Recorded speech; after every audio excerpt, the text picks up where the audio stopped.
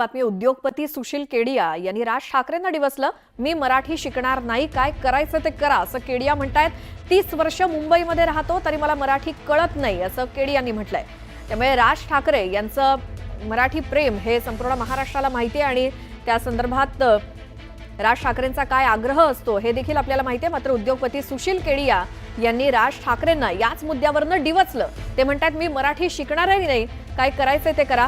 30 वर्ष मी मुंबईत राहतोय तरी देखील मला मराठी कळत नाही असं त्यांनी थेट राज ठाकरेंना मराठीच्या मुद्द्यावरनं आव्हान दिलंय.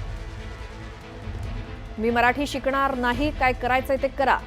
30 वर्ष मी मुंबईमध्ये राहतोय तरी देखील मला मराठी कळत नाही असं मराठीसाठी आग्रही असणारे राज ठाकरे यांना एका उद्योगपतीनं थेट आव्हानच दिलंय. मराठी संदर्भात उद्योगपती सुशील केडिया राज ठाकरे यांना म्हणतायत मी काही मराठी शिकणार नाही, तुम्हाला जे करायचं ते करा.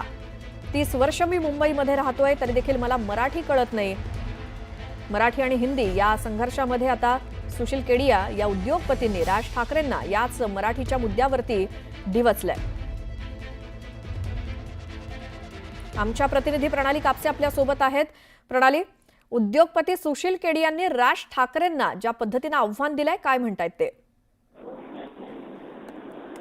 मुंबईमध्ये आपण एकूणच बघितलं तर हा मुद्दा हळूहळू वाढताना दिसतो आहे. मुंबई हे एक मेट्रोपॉलिटन शहर आहे, ज्या शहरामध्ये सर्व भाषीय लोक राहतात आणि बरेच लोक असे आहेत जे मुंबईमध्ये राहून त्यांचा व्यवसाय करतात. त्यापैकीच एक उद्योगपती असलेले आपण पाहतोय की त्यांनी थेट राज ठाकरेंना आव्हान दिलेलं आहे. मी मुंबईत 30 वर्ष झाले राहतोय आणि त्यामुळे मी मराठीत बोलणार नाही आणि एवढ्या 30 वर्षांमध्ये मला कुठलीही अडचण आली नाही असं सुद्धा त्यांनी म्हटलेलं आहे. त्यामुळे येत्या काळामध्ये हा मुद्दा मोठा होताना आपल्याला दिसून येईल. ज्या पद्धतीनं मनसेच्या काही कार्यकर्त्यांनी दुकानांमधल्या लोकांना किंवा सार्वजनिक ठिकाणी काही छोटे जे रिटेलर आहेत त्यांना मारहाण केली आहे, त्या आता वाढताना दिसत आहे. एकूणच मराठी विरुद्ध हिंदी असा एक नवीन वाद या ठिकाणी निर्माण होताना आपल्याला बघायला मिळतो आहे.